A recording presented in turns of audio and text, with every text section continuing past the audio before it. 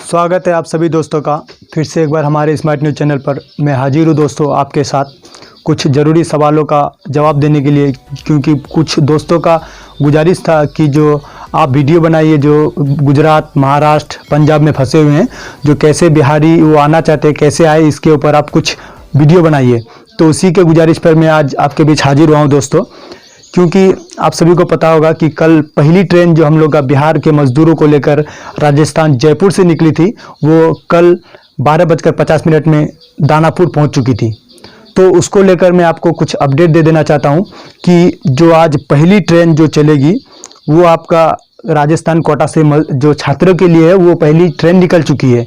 अब दूसरी ट्रेन जो है वो 3 बजे के आसपास निकल ही चुकी होगी। अब इस 2 ट्रेन चलाने की बात थी, लेकिन जब वहाँ पर छात्र की भीड़ लग गई, इसको देखते हुए वहाँ की सरकार ने और एक ट्रेन का डिमांड किया है और उम्मीद है कि 8 बजे तक एक ट्रेन लगाई जाएगी फिर छात्र के लिए, और वो फिर निकल जाएगी कोटा से और बिहार पहुँच जाएगी। तो इस प्रकार मैं आपको बता दूँ, आज बेंगलुरु से भी एक शाम को एक ट्रेन निकलने वाली है जो प्रवासी मजदूरों को लेकर बिहार पहुँचेगी। तो आपको मैं कुछ तस्वीरें दिखाना चाहता हूँ। देखिए आपकी स्क्रीन पर जो बिहार के जो मजदूर थे जो राजस्थान जयपुर में फंसे थे, वो अपने प्रदेश लौट आए हैं। इसको लेकर आप देखिए जो किस प्रकार बिहार सरकार की तरफ से रुख अख्तियार किए गए हैं। जो सोशल डिस्टेंस है उसको मेंटेनिंग करते हुए दानापुर रेलवे स्टेशन पर उतारी गई।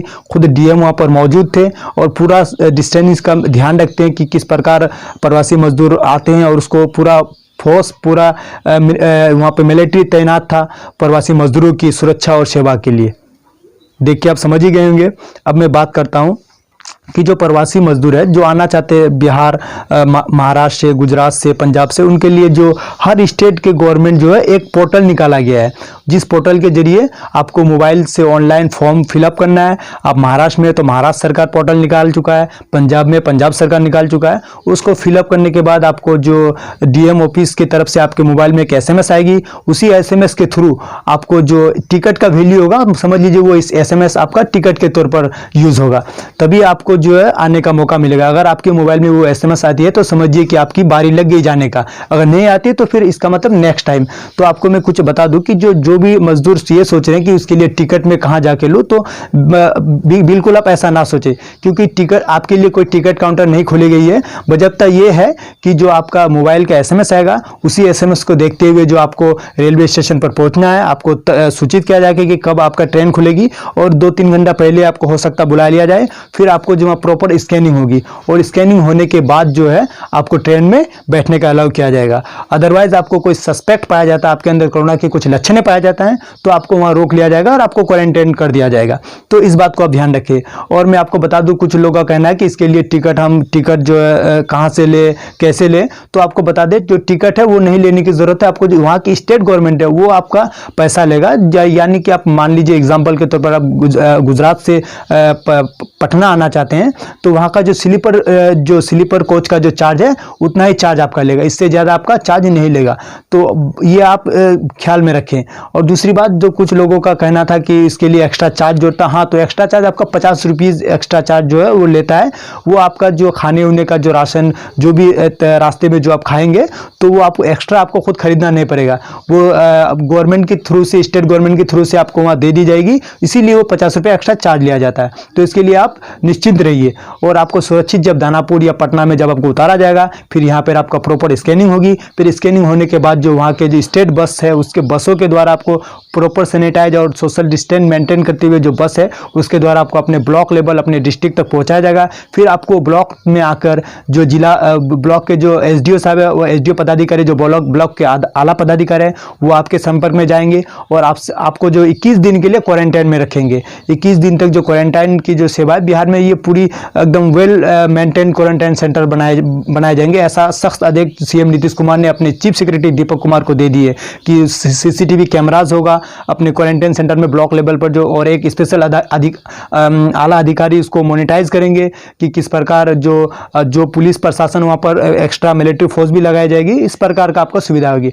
अब मैं आपको बता दूं कि कुछ आपको नज़र दोहरा देता हूं कि कोरोना को लेकर कि किस प्रकार अभी तक जो ये कुछ लोग सोच रहे हैं कि अब तो ये खत्म हो चुका है। ऐसा नहीं है दोस्तों, लगातार कोरोना की कहर इंडिया में बढ़ती जा रही है, तो आपको इसके लिए थोड़ी सी जो है परहेज करना पड़ेगा और सरकार की इंस्ट्रक्शन को फॉलो करना पड़ेगा। मैं आपको अपडेट बता दूं, टोटल इंडिया में जो अब तक कोरोना पॉजिटिव के केस हो चुका है वो 39,980 अब तक हो चुका है। वाकई में चिंता का विषय है।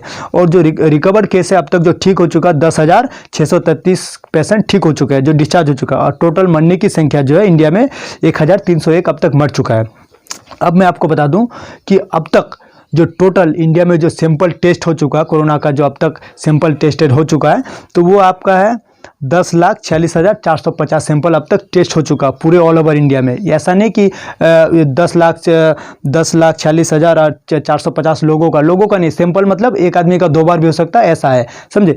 उसके बाद मैं आपको कुछ 3 स्टेट का ऐसे नाम बता देना चाहूँगा कि जो अभी रेड अलर्ट में है, सबसे ज़्यादा डेंजर जोन में है। इस सबसे नंबर 1 पे आपका महाराष्ट्र, जो कि महाराष्ट्र में टोटल अब तक कोरोना पॉजिटिव की केस है 12,296, जिसमें रिकवर हो चुका 2,000 और मरने वालों की संख्या 521।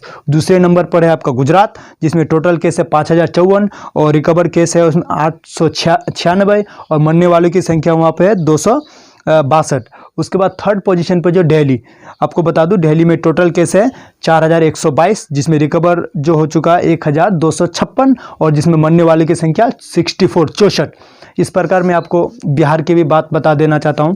जो बिहार की टोटल अब तक कोरोना की केसेस जो पॉजिटिव पाया गया है 481, जिसमें से आपका 107 रिकवर यानी ठीक हो चुका है और जिसमें से मरने वालों की संख्या केवल 4 है, तो बहुत ही कम है मरने वालों की संख्या। इसलिए आप बिहारवासी से दरख्वास्त है कि आप लोग बिल्कुल जो हमारे माननीय मुख्यमंत्री जो इंस्ट्रक्शन दे रहे, जो नियम लागू कर रहे हैं, उसको लेकर आप पालन करें और उसका बिल्कुल ध्यान रखें। उसके बाद अंतिम में आपको कटिहार डिस्ट्रिक्ट के बारे में कुछ आपको बता दूं कि कटिहार डिस्ट्रिक्ट में अब तक जो कोरोना के केसेस है वो 5 अब तक पॉजिटिव आ चुका है, जिसमें से लेकर जो आपको मैं बता दूं कुर्सेला से 1 है, कदवा प्रखंड के 2 है, कटिहार मेन टाउन के 1 है और एक आपका कोरा प्रखंड के। इस प्रकार 5 अब तक केस पॉजिटिव हो चुका है कटिहार डिस्ट्रिक्ट में। तो इसीलिए आप सभी दोस्तों से मेरी दरख्वास्त है कि आप जो भी सरकार की तरफ से जो इंस्ट्रक्शन दिया जाता है, जो नियम उसको फॉलो कीजिए और सेंट्रल गवर्नमेंट के थ्रू से हो या फिर मिनिस्ट्री ऑफ हेल्थ के थ्रू से हो या स्टेट गवर्नमेंट के थ्रू से जो भी इंस्ट्रक्शन दिया जा रहा है उसको बाखूबी उसको फॉलो करें। इसमें किसी भी तरह का कोताही ना करें, क्योंकि ये आपके लिए और हमारे समाज के लिए भी खतरा है। आने वाले समय में इसका बहुत बड़े दिक्कतों का सामना हमको करने पड़ सकता है। तो इसीलिए आपसे दरख्वास्त है कि आप जो भी पुलिस प्रशासन का साथ दे, डॉक्टर कर्मी का साथ दे, कदम से कदम मिलाकर। पुलिस हमारे लिए है, उसका भी जान है, वो भी हमारे लिए निकले है और हम सब का ख्याल रखने के लिए वो अपने फैमिली को छोड़कर जो हमारे लिए ड्यूटी पे तैनात है। इसीलिए पुलिस के साथ बदतमीजी से बात ना करें, डॉक्टर या कोरोना वॉरियर के साथ, आशा वर्कर के साथ बदतमीजी से बात ना करें। सबका ध्यान रखें और जो इंस्ट्रक्शन दे रहे हैं उसको आप फॉलो करें। आज के लिए दोस्तों इतना ही। अब दीजिए मुझे इजाज़त, अलविदा।